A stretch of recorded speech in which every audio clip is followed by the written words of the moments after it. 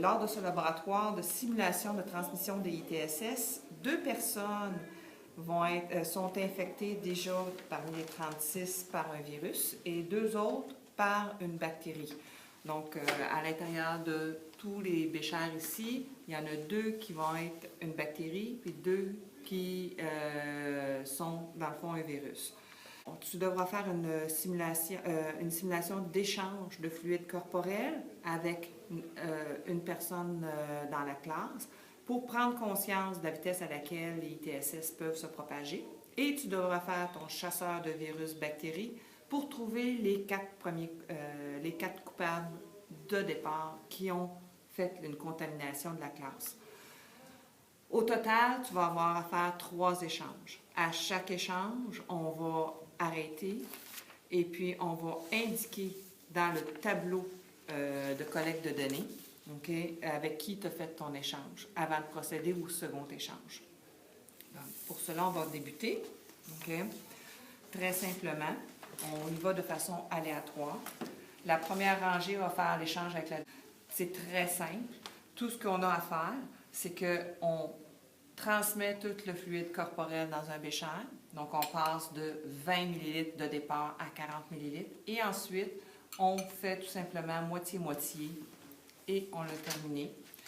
Donc, autrement dit, le 1 vient de faire un premier échange avec le 10. Et ainsi de suite. Donc, suite au premier échange, on note dans notre tableau de collecte de données avec qui chaque personne a fait un échange.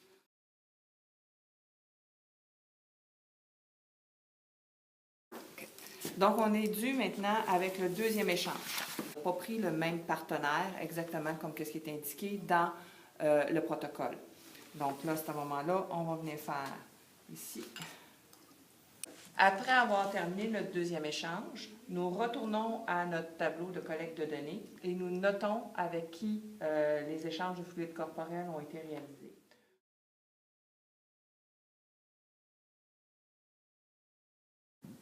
Troisième échange.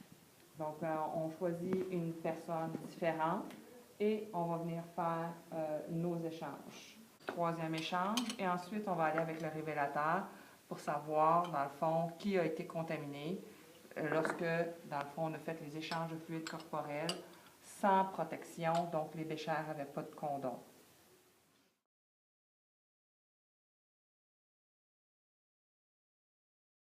Maintenant, on est rendu au niveau du test révélateur. Au niveau du test révélateur, on veut savoir exactement les béchers ont été contaminés avec quelle maladie. On va être capable déjà de faire notre premier tableau. Notre premier tableau qui est à la page 2, dans lequel justement on demande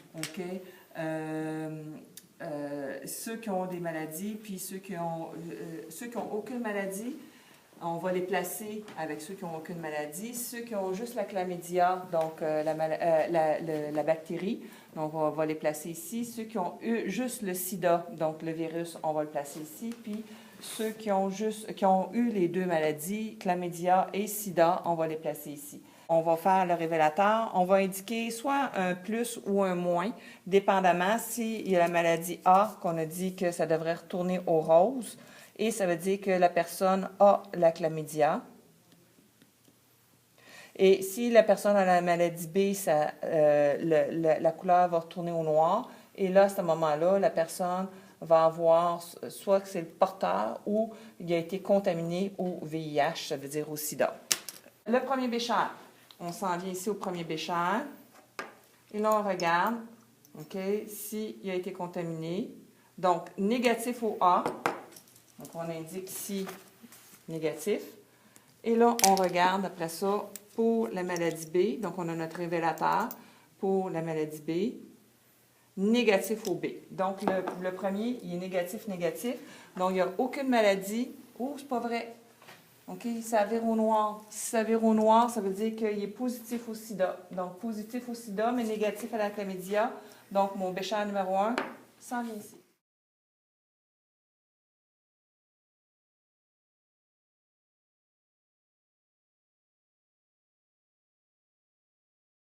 Le 3, le 21 et le 30 ont les deux maladies.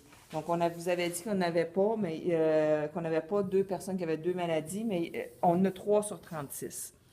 Juste le sida, on a 4 sur 36, puis ça veut dire que juste positif A, on a 5 sur 36. Donc, il faut faire les corrections, et là, on devrait être capable à ce moment-là, vu qu'il y en a 3 qui ont 2 maladies, de déterminer un petit peu plus par l'effet entonnoir qui aurait pu transmettre la maladie.